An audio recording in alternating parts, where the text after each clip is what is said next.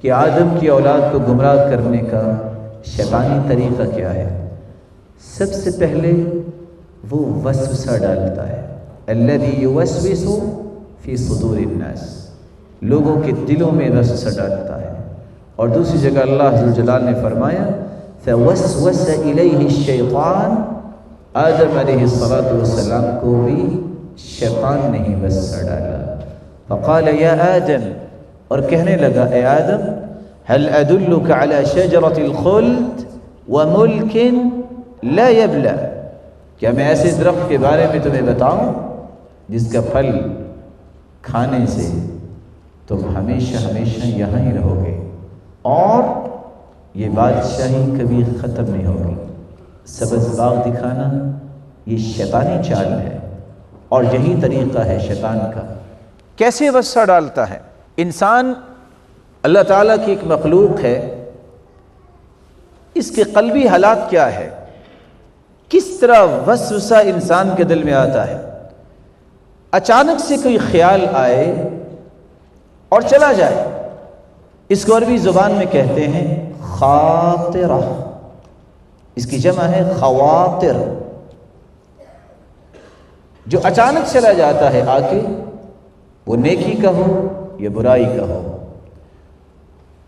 جو خیال آنے کے بعد دوبارہ پلٹ کے آئے اور وہ برائی کا خیال ہو، تو یہ خاطرہ کا اگلا درجہ ہے، یہ بن جاتا ہے وسوسہ۔ شیطان اس میں حصہ ڈالتا ہے۔ اب وقت ہے اس کو فوراً چھوڑ دیا جائے۔ کیسے؟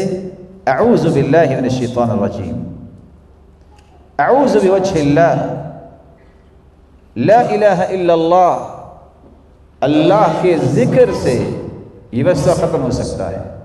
اگر نہ ہوا، یہ خیال جو ایک مرتبہ جانے کے بعد پلٹ کے آیا ہے، یہ دوبارہ اپنا تھوڑا سا اثر اور دکھائے گا، دل کے اندر وسوسہ پھر فکر اور غم بن جائے گا، انسان کی سوچ بھی اس میں شامل ہو جاتی ہے۔ اگر اس کو بھی نہ توڑا جائے، اس پہ بھی کنٹرول نہ کیا جائے، تو یہ فکر انسان کی نیت اور ارادہ بن جاتا ہے۔ نیت اور ارادے کو بھی نہ توڑا جائے کہ میں برائی نہیں کروں گا، تو یہ نیت اور ارادہ کچھ وقت کے بعد عزم کا روپ دھار لیتا ہے، عزم بن جاتا ہے۔ اس عزم کو بھی توڑا جا سکتا ہے، نہیں مجھے شیطان کی پیروی نہیں کرنی ہے۔ اور اگر عزم کو نہ توڑا جائے، ایک وقت وہ زبان پہ آ جاتا ہے۔ اور آج ماہر نفسیات کہتے ہیں جس چیز کو 100 مرتبہ سوچا ہو وہ زبان پہ آتا ہے۔ زبان پہ بھی آ جائے کوئی برائی کا لفظ، اللہ سے توبہ کرنے سے استغفر اللہ 3 مرتبہ پڑھ لے، من استغفر 3، من قال استغفر اللہ الذي لا الہ الا هو الحی القیوم واتوب الیہ غفر له ذنوبه وان كان فارا من الزحف۔ 3 مرتبہ جو یہ پڑھ لے، استغفر اللہ الذي لا الہ الا هو الحی القیوم واتوب الیہ، میدان جنگ سے بھی اگر بھاگا ہوا ہو تو رب تعالیٰ اس سے بھی معاف کر دیتے ہیں۔ اگر آپ اس قول کو نہ روکیں، وہ ایک نہ ایک دن عمل بن جاتا ہے۔ عمل آپ نے کر بھی لیا برا، آپ کے پاس پھر بھی موقع ہے۔ ان صاحب الشمال لیرفع القلب 6 ساعات عن العبد المسلم المخطئ، اللہ کی طرف سے فرشتے کو حکم ہے جو برائی لکھتا ہے، 6 گھڑیوں تک میرے مومن بندے کی برائی تم نے لکھنی نہیں ہے۔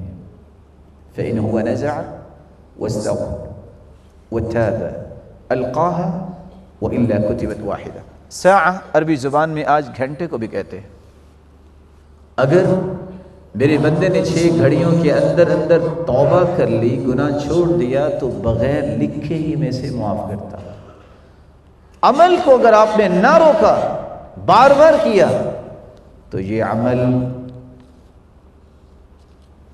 ایک نہ ایک دن تمہاری عادت بن جائے گا۔